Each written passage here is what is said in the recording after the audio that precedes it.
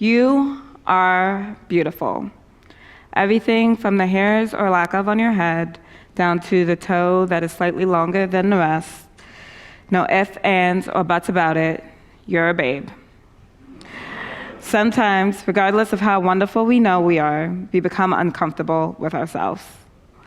Whether it's due to puberty, mass media, family, friends, or some jerk you're dating, we all experience a time when we don't absolutely love something about ourselves.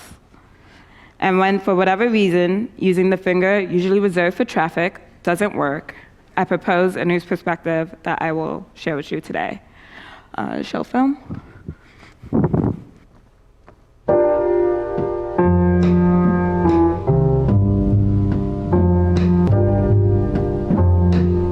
Being a black woman is... The crown I wear upon my head goes against nature. It defies gravity and it transforms constantly.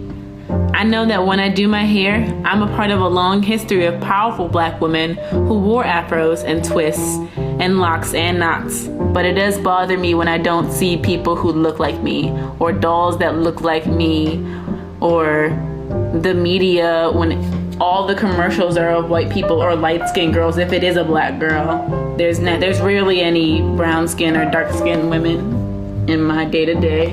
You have to put up with a lot of shit.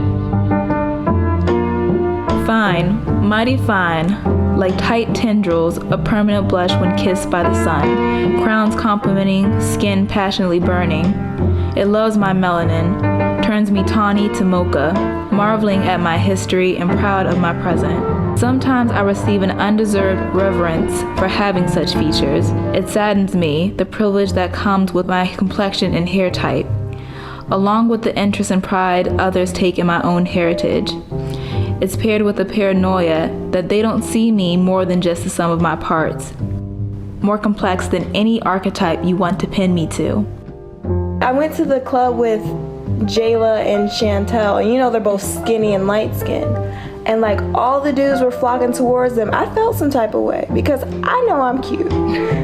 But the fact that I automatically thought, oh, maybe it's because I'm dark skinned. I didn't even go towards like the fact that they're skinnier than me. I automatically thought of their complexion. So I do wonder, like, the fact that I am dark skinned, and if I do make my hair natural as well, will I be too ethnic to get at certain jobs? Women have a burden to bear. Blacks have a burden to bear. But black women have twice that burden. With skin like chocolate and hair that resembles tumbleweed and soft as cotton, it intrigues many. I look like their favorite treat, but don't quite leave the same taste. The skin has made me the ghetto caricature here to entertain you, and my hair an exhibit that after many hours of looking can only be understood if I let you touch it, knowing you have nobody but yourself.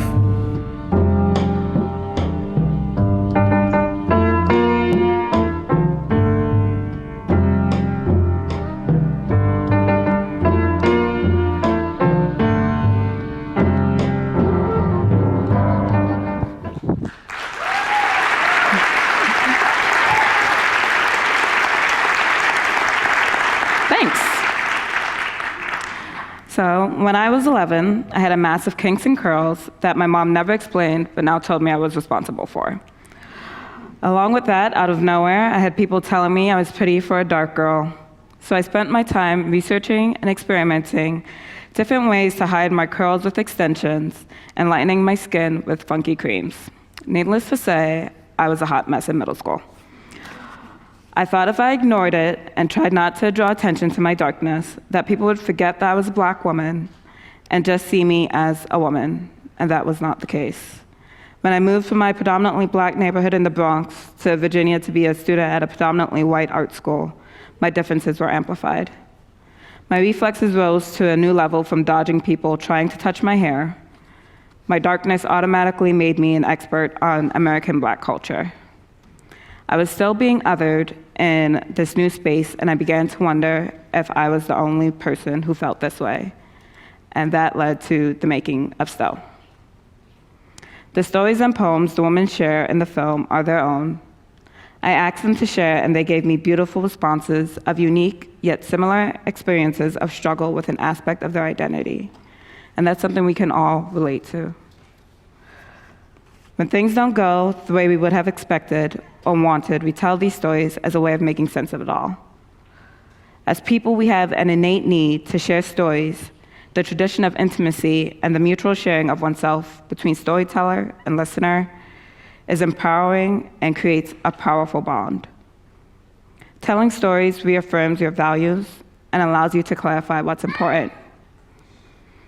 It is an act beyond belief that imprisoned us in the past. In sharing and listening, we find peace and hope for a new narrative, a better narrative. As people, we love stories. We love them because we need them. Stories connect us to each other. They are our truths. I want you to ask someone to share their truth with you, and I guarantee you'll discover a new truth to your own. Thank you.